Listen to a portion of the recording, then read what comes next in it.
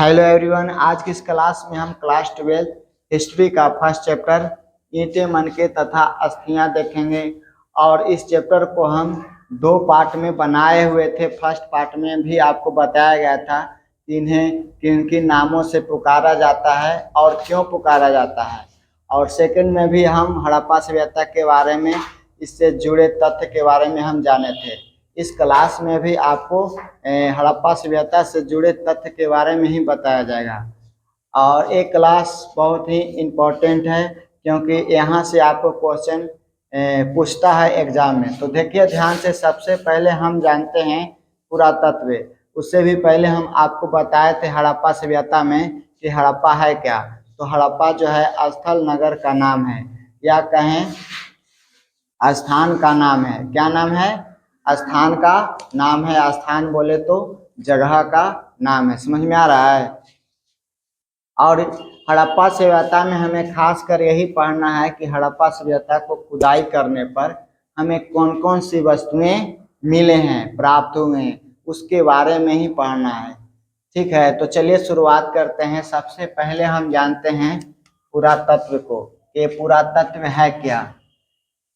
तो देखिए पुरातत्व जो है, पुरातत्व से पृथ्वी के गर्भ में, यानी पृथ्वी के अंदर, पुरातत्व से पृथ्वी के गर्भ में छिपी हुई सामग्रियों की खुदाई कर अतीत के लोगों के भौतिक जीवन का ज्ञान प्राप्त किया जाता है।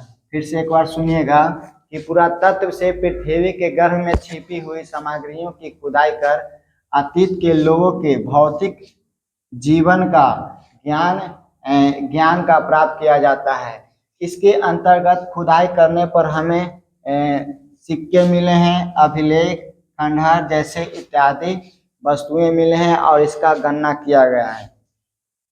पुरातत्व की अगर पिता की बात किया जाए तो पुरातत्व के पिता जो हैं वो हैं अलेक्जेंडर कनिंघम। अलेक्जेंडर कनिंघम को भारतीय पुरातत्व के पिता के रूप में जाना जाता है।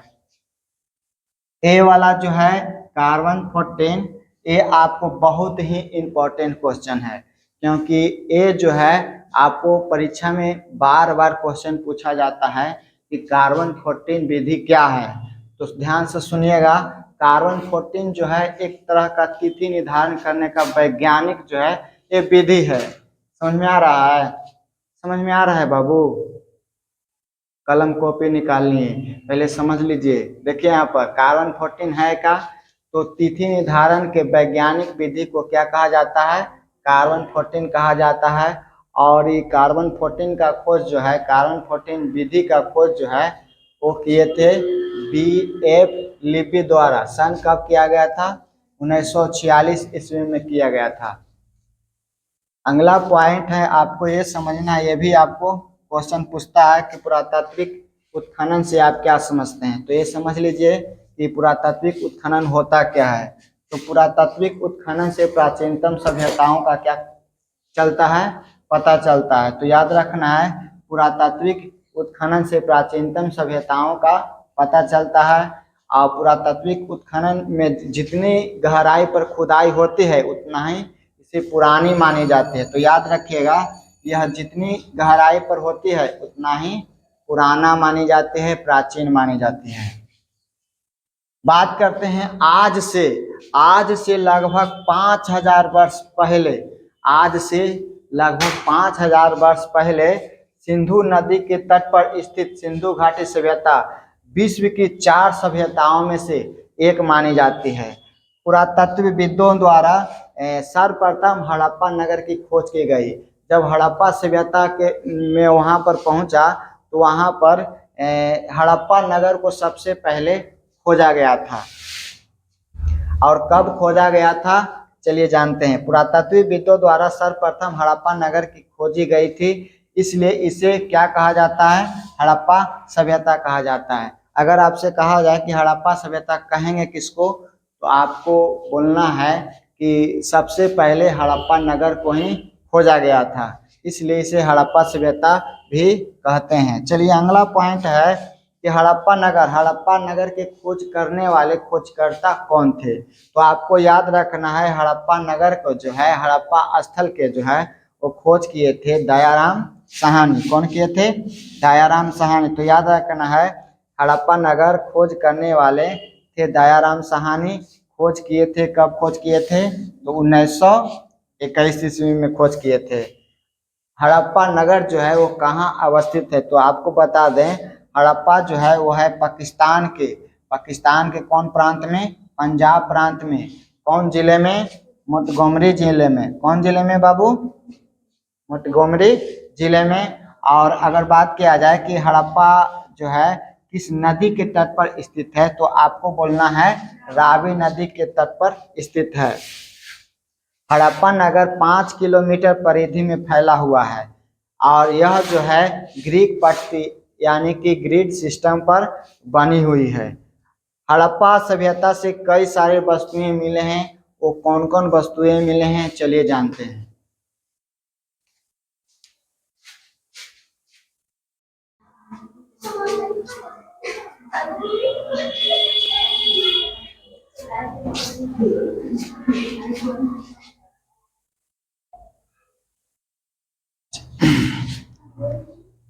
चलिए जानते हैं कि हड़प्पा नगर से कौन कौन सी वस्तुएं प्राप्त हुई है।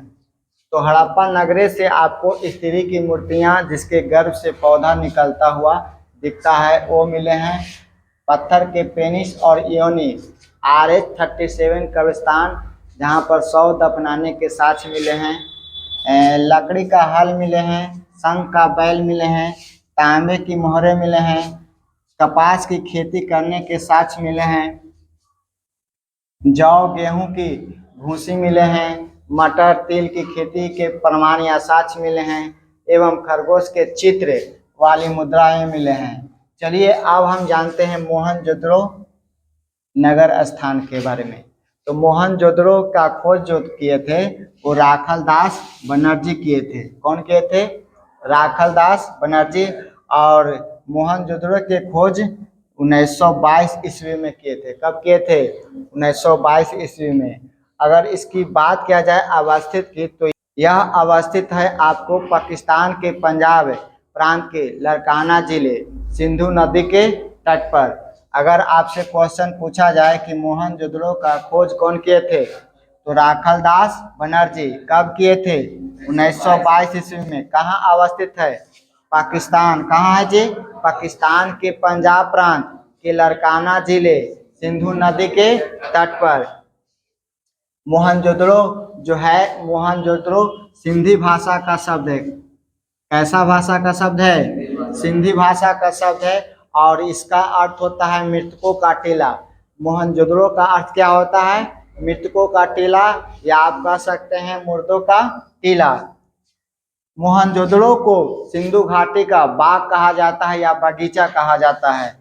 मोहनजोदड़ो के आसपास जो भूमि थी वो बहुत ही क्या थी?